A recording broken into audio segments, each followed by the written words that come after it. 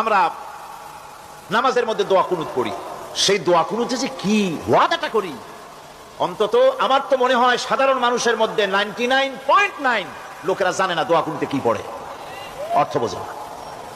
দোয়া কুনুতের মধ্যে বলা হচ্ছে আল্লাহুম্মা ইন্না নাস্তাঈনুকা, হে আল্লাহ আমি তোমার কাছে সাহায্য চাই। আপনি নামাজের ভিতরে বলতেছেন আপনার কাছে, হে আল্লাহ আপনার কাছে সর্বপ্রকারের সাহায্য আপনার কাছে চাই। নামাজের ভিতরে কিসের মধ্যে বলতেছেন? এরপরে বলতেছেন ওয়া নাস্তাগফিরুকা, তোমার কাছে ক্ষমা চাই, গুনাহ করেছি, অনেক গুনাহ করেছি, তোমার কাছে ক্ষমা চাই, কারণ সাহায্য করতে পারো তুমি, গুনাহও মাফ করতে পারো তুমি। গুনাহ মাফ করার ক্ষমতা কি আছে পৃথিবীর কারো? আকাশে জমিনে আল্লাহ ছাড়া মানুষের গুনাহ কেউ মাফ করতে পারে? এরপরে বলতেছি ওয়া নুমিনু বিকা, আয় আল্লাহ আমি তোমার উপর ঈমান এনেছি, পরিপূর্ণভাবে তোমার উপরে ঈমান এনেছি। ওয়া নাতাওয়াক্কালু আলাইক, আর তোমার উপরেই কেবলমাত্র ভরসা করেছি। ঈমান এনেছি তোমার উপরে, ভরসা করছিও তোমার উপরে। এই কথাগুলি যদি আমরা বুঝতাম তাহলে আত্মাটা বড় হয়ে যেত, মাথাটা আল্লাহ ছাড়া কারো সামনে নত হতো না, ঠিক না বেটি? এরপরে বলছি ওয়া নুসনি আলাইকাল খায়র, সর্বপ্রকার কল্যাণের সাথে তোমার প্রশংসা করতেছি। ওয়া নাশকুরুকা, আর তোমার কৃতজ্ঞতা স্বীকার করছি, আমি তোমার শুকর আদায় করি, সর্ব ব্যাপারে তোমার শুকর আদায় করি। আর কি করি? ওয়ালা নাকফুরুকা, আমি কুফরি করি না, অকৃতজ্ঞ নই, আমি তোমার কৃতজ্ঞ বান্দা, আমি অকৃতজ্ঞ নই, একথা আপনি নামাজের মধ্যে বলেন, কিন্তু কৃতজ্ঞতা স্বীকার করেন না।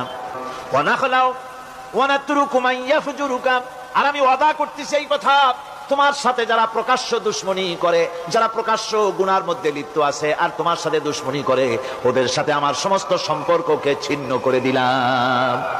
দেখছেন নামাজে কি কইলেন আপনি? আপনি নামাজে কত বড় কথা বললেন, ওয়া নাতরুকু মান ইয়াফজুরুকা, আয় আল্লাহ আমি ওয়াদা করছি তোমার সাথে যারা দুশমনী করে, যারা প্রকাশ্য গুনাহ করে, তাদেরকে আমি পরিত্যাগ করছি, তাদের সাথে আমার কোনো সম্পর্ক নাই। এই কথা বলার পরে আপনার সম্পর্ক কার সাথে একটু চিন্তা করেন তো। আপনার বন্ধু কারা? ইলেকশন আসলে ভোট দেন কাদেরকে? কাদের চা খাওয়ান, কাদের চান্দা দেন? একটু চিন্তা করেন, অঙ্কের সাথে মিলাই নেন। সুতরাং নামাজে কি বলেন সেটা আপনাকে বুঝতে হবে।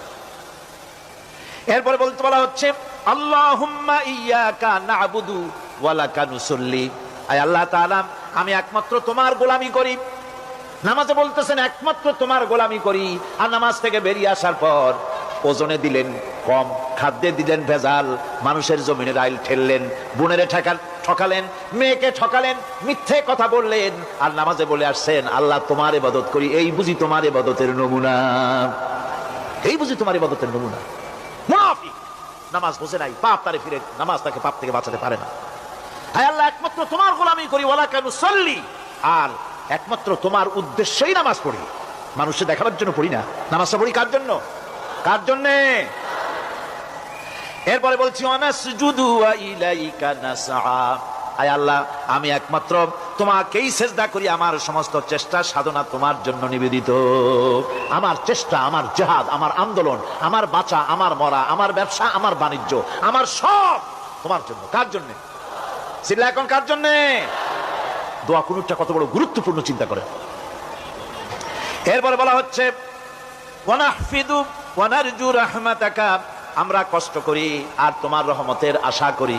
হায় আল্লাহ আমরা কষ্ট করতেছি আর তোমার রহমতের আশা করতেছি। ওয়া নাখশা আযাবাকা, আর তোমার আযাবের ভয় করতেছি। হায় আল্লাহ তুমি দয়া করে আযাব থেকে বাঁচাও। ইন্না আযাবাকা বিল কুফফারি মুলহিক, নিঃসন্দেহে আযাব তো কেবলমাত্র কাফেরদের জন্য, জাহান্নামে নিক্ষিপ্ত হবে কাফেরেরা। হায় আল্লাহ তাআলা আমি তোমার আযাবকে ভয় করতেছি, তোমার জাহান্নামের শাস্তি থেকে আমারে বাঁচাইয়া দাও। জাহান্নামের শাস্তি থেকে যদি বাঁচতে হয় তাহলে দোয়া কুনুতটা বুঝা নামাজটা যদি সেইভাবে আদায় করা যায়, নামাজ কামেল হয়ে যাবে। কোন আলহামদুলিল্লাহ।